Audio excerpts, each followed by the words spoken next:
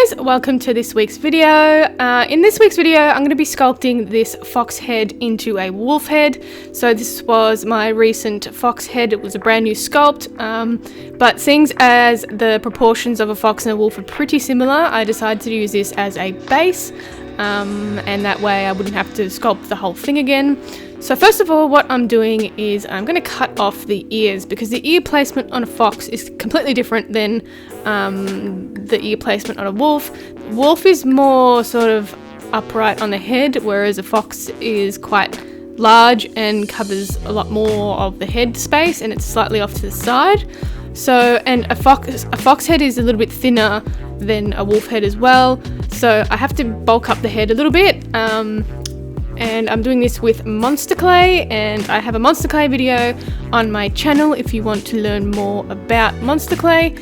I am using the medium hardness Monsterclay. So what I'm doing is I'm building up the forehead area, because the wolf has like a bit of a larger head. And then I'm going to be putting the placement of the ears on. So while these ears look big at the moment, they will turn out the right size. So I just roughly get the same size for each ear, just so I know that they're the same size. But you know, not animals are proportionate, so I always like a little bit of difference on both sides. So yeah, I just like to put in a quick position, and then before the Monsterclay gets hard, I like to reposition it to make sure I'm happy with the way the ears look.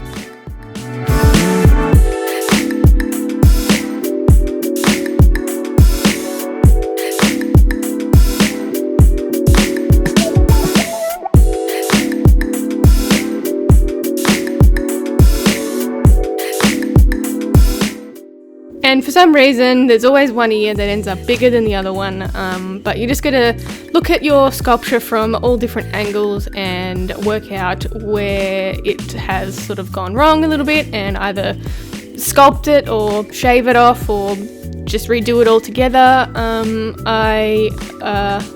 Sometimes I redo it completely, but usually some manipulation will find it pretty similar. Alright, so what I'm doing now is I'm getting rid of the little fur tufts on the side of a fox. So on the fox it's quite angular, whereas compared to a wolf it's a bit more round.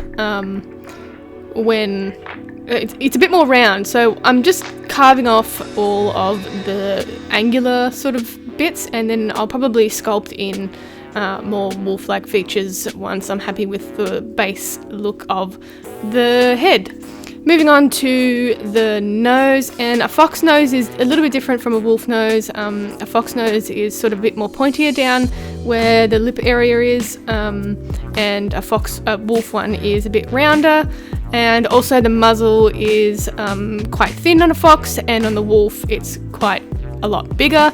So I'm just bulking up the top of the muzzle, because if you look at a profile of a wolf, the angle of where the snout is connected to the skull bit is a little bit not so defined as the fox.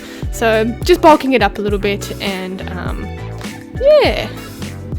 The placement of the nose is a little bit different as well. So on a fox it's a bit more sort of upturned, and on the wolf it's a little bit more domed and below the top of the snout. So just making sure I'm getting that detail, and then working on the little lip area under the nose, just to bulk out that bit a little bit more, because it's quite a lot different on a fox and a wolf. And on the wolf it's like a little bit squarer than what the fox looks like. The fox is kind of a bit more cat-like, so just bulking that out as well with some Monsterclay.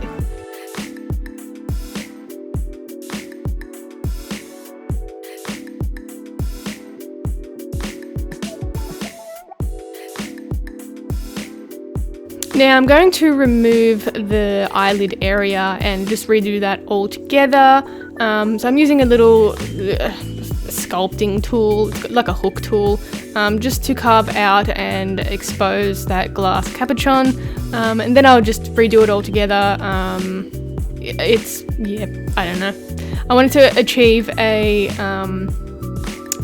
bit more of an angrier look, so I'm rolling out some little worms and placing it around the glass eye, using and then sort of pressing it in to sort of contour towards the curves of the eyes. I like to let it go a bit hard before I actually do that, so that way it's a bit more sturdy and it doesn't sort of mash into the rest of the head. So I'm going to go smooth out the underline area and just make some more definition where the eyes meet on the muzzle.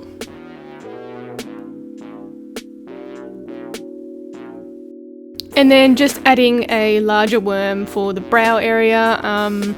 To make it a bit more animated, you want to try and get the clay to go in different directions, but just have a play and you'll see what kind of expressions you can create just moving the clay around and putting it on different angles and stuff. You get a whole lot of different expressions when you do things like that. So I'm going to go ahead and carve out the jawline, because again, a wolf one is a little bit different from a fox, and also the hair, the fur line around the ears is also a little bit different. It's a little bit more up. It's a bit more defined. So I just added a bit of snake of like clay on top of that and smoothed it out, and it just gave it a little bit of a ridge. So I'm going to go around and apply some of that fur texture. Get a lot of questions asking why I do that. I like to do that because it kind of makes the sculpture look more complete. It also helps with anything that I want to stick to it, and also helps with fur direction. So I like to do it. It just makes me feel like the piece is more finished. I don't know. I like it. It's kind of therapeutic as well because it makes the piece come together. And I just use this little needle-like tool and just carve out some fur. It's not really the proper way of doing fur, but you know, nothing's wrong when you sculpt things, so it's whatever you like the look of, just give it a try. But I might do a video on sculpting techniques, so let me know if you're interested in that. So it was at this point that I wasn't happy with the eye position. Hi guys, so I ended up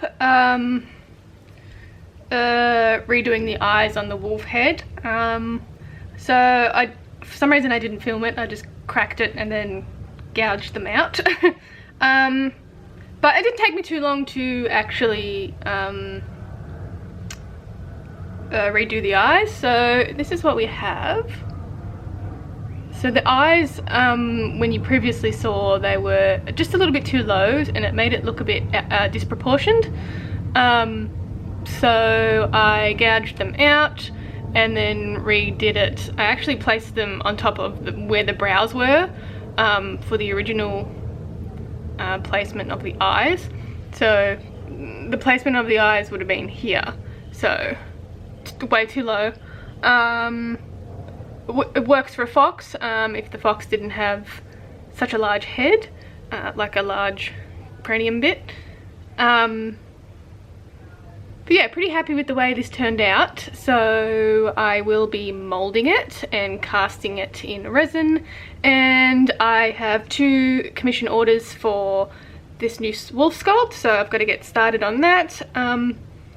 But yeah, if you want to know how I mold and cast my dolls, you can check out some tutorials in my shop at creaturesofnat.com. I have a simple mold making one, a simple resin casting one, and I also have a tutorial on how I cast the glass eyes inside of a resin head, and I think there's another 2. I don't know. Check it out and see what you like. But yeah, so that is the wolf sculpt, and that is it for this video. So if you liked it, give it a thumbs up and don't forget to subscribe. You can also check me out on Instagram and Facebook at Creatures of Nat, and I'll catch you in the next one. Bye.